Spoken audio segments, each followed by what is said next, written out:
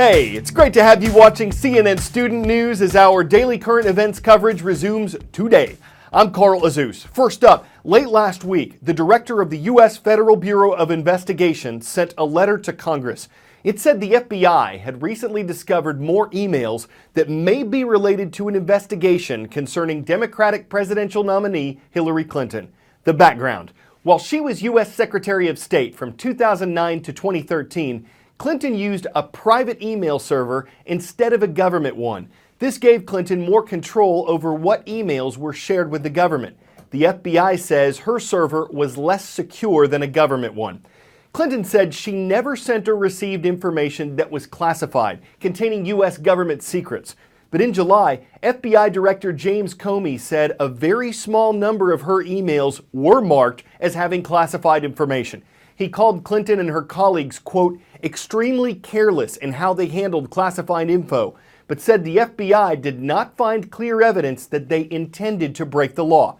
The agency did not recommend criminal charges against Clinton, and none were filed. And Clinton said it was a mistake to use a private server and that she would not do it again.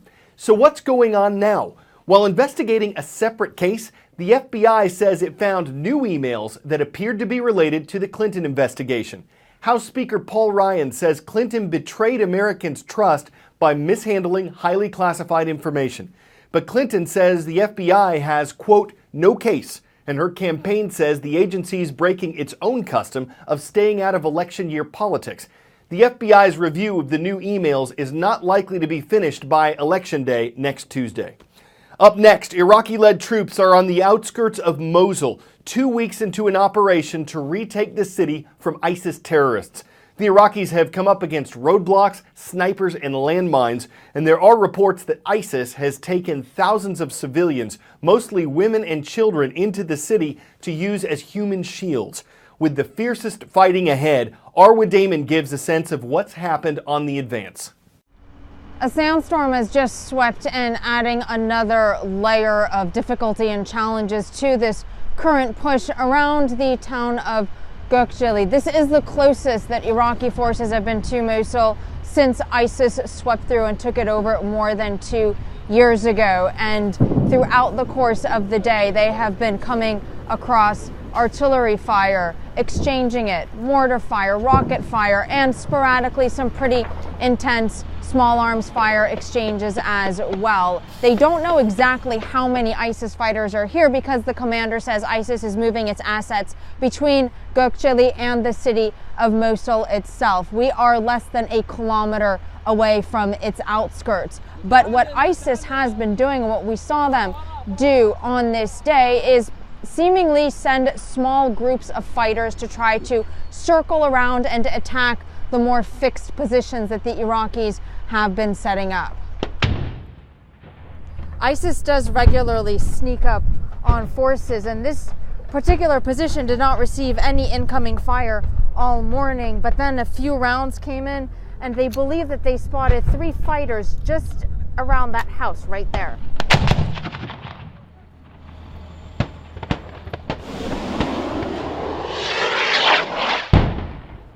A rocket strike was then called in to take out what was believed to be the ISIS fighters' positions. Now, the commanders here say that they are going through, compared to other areas, very slowly, very methodically, and that is mostly because there are around 25,000 civilians believed to still be inside Gökçeli, which makes things like calling in an airstrike or using their artillery or rocket fire that much more difficult, because it has to be very precise. Otherwise, they risk causing significant civilian casualties.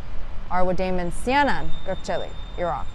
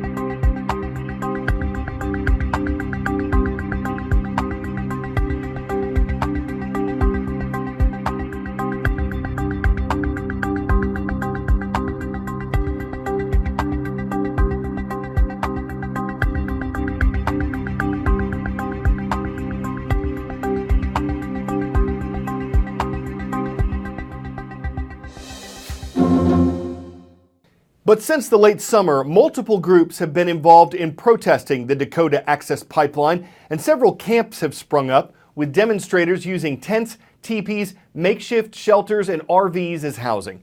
Some of the protests have been peaceful, some haven't. Activists in some cases have locked themselves to construction equipment being used to build the pipeline, or destroyed the equipment altogether. But many say they're planning to demonstrate against the pipeline throughout the winter. Family, peaceful, prayers. You're not here to fight. This was the calm before 141 people ended up in handcuffs. Hundreds of people blocking a highway and a piece of land for one cause, trying to stop the North Dakota Access Pipeline in its tracks. When they saw this military force coming over, it took us back to the days of the cavalry riding in and wiping out a village. Protesters blocked a highway, set up camp in the pipeline's path. As things got more intense, cars and a piece of construction equipment went up in flames. Probably a large number of them, maybe even the majority of them, were being peaceful.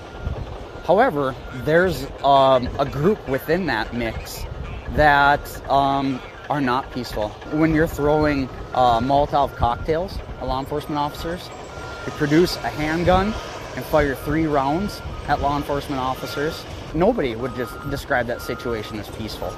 And police moved in, using pepper spray, beanbag rounds, and ear-splitting sirens to push protesters off this particular strip of land.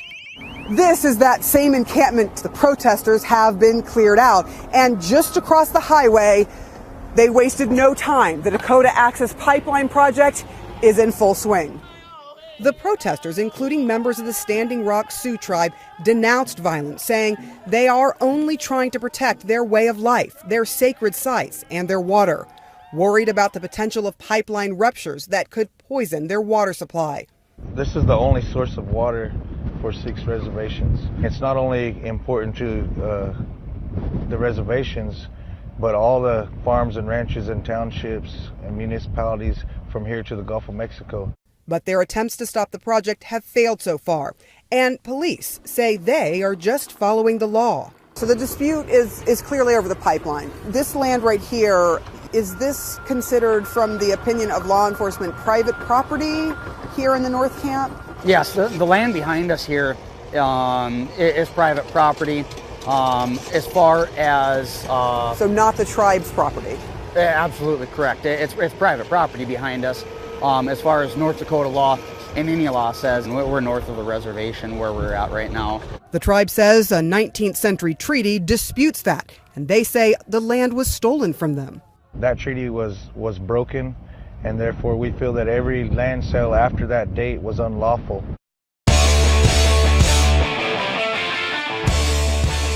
At first glance, looks like this kid's dribbling 2 giant basketballs. But a wider camera shot shows you how he's just a really young player. 3 years old. His name is Carter. His parents play, so he's been around the game his whole life. And they say he's a triple threat. He can dribble, pass, and yes, shoot. Probably won't be long before this boy of 3 is sinking 3-pointers. His advice? One word: practice. And it's paying off, considering that most 3-year-olds are just dribbling food, making fast breaks on toys, dunking rubber duckies, doing free throws with their lunch, stealing their parents' keys, traveling places they shouldn't, rebounding from short naps, and doing full court presses on their babysitter's nerves. For Carter, all of that is child's play. I'm Carl Azus, sinking puns once again for CNN Student News.